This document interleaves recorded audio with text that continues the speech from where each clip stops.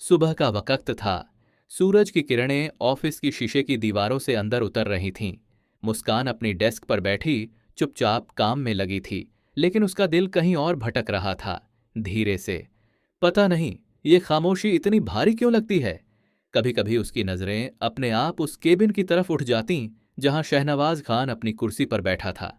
शहनवाज, जो सबके लिए एक घमंडी बॉस था, लेकिन आज उसके चेहरे पर भी अजीब सा सुकून और उलझन थी। वो फाइल हाथ में लिए बैठा था, मगर नजरें कागज पर नहीं, किसी और पर टिकी थीं। शीशे के पार वही मुस्कान, सीधी सादी, काम में डूबी हुई। शहनवाज धीरे से, अजीब लड़की है ये, न मुस्कुराती है न घबराती, जैसे सब जानती हो। अचानक दरवाजा खुला, मुस्कान अंदर आई, हाथ में फाइल, चेहरे पर सादगी और भरोसा। मुस्कान, सर, ये रिपोर्ट साइन कर दीजिए। शहनवाज ने नजर उठाई। एक पल के लिए सब कुछ थम गया। धूप की एक लकीर दोनों के बीच पड़ी, जैसे वक्त रुक गया हो। शहनवाज, रख दो, मैं देख लूंगा। लेकिन उसकी नजरें फाइल पर नहीं, मुस्कान के चेहरे पर थीं। मुस्कान ने नजरें झुका लीं, और वही पल इस कहानी का पहला मोड़ बन गया। तभी दरवाजा फिर खुला। एक तेज खुशबू, आत्मविश्वास भरी चाल और मुस्कान के साथ हुर्रा अंदर आई। हुर्रा हल्के तंज में, भाईजान, आज ऑफिस कुछ ज्यादा ही शांत है। कोई नई एम्प्लॉय आई है क्या? शहनवाज ने मुस्कान दबाई, जबकि मुस्कान ने सिर झुका लिया। शहनवाज, ये मुस्कान है, नई प्रोजेक्ट असिस्टेंट। हुर्रा, काफी सीरियस लगती हैं। उम्मीद है काम भी वैसा ही होगा। कमरे की हवा अचानक भारी हो गई। मुस्कान के चेहरे पर सब्र की लकीरें थीं, और शहनवाज के चेहरे पर एक अनकही बेचैन।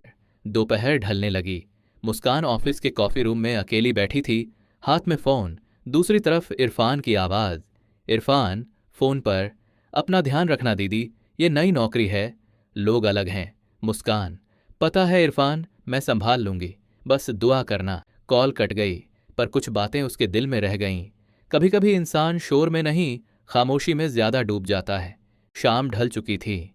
मुस्कान खिड़की के पास खड़ी थी, डूबते सूरज को देख रही थी। उसके चेहरे पर रोशनी थी, थकान नहीं, बस एक अजीब सा हौसला। तभी ऑफिस का दरवाजा खुला। बेगम नाजिश खान अंदर आईं, एक रौबदार और शालीन औरत। बेगम नाजिश, शहनवाज, कब तक यूं वक्त बर्बाद करेगा? हमने तेरे लिए सपने देखे हैं, ऐसे फैसले नहीं। शहनवाज धीरे से, अम्मी, कभी कभी सपने हम नहीं चुनते, वो खुद हमें चुन लेते हैं। बेगम नाजिश ने नजरें फेर लीं। उनकी बातों में अभिमान था, और शहनवाज की खामोशी में एक गहरा तूफान।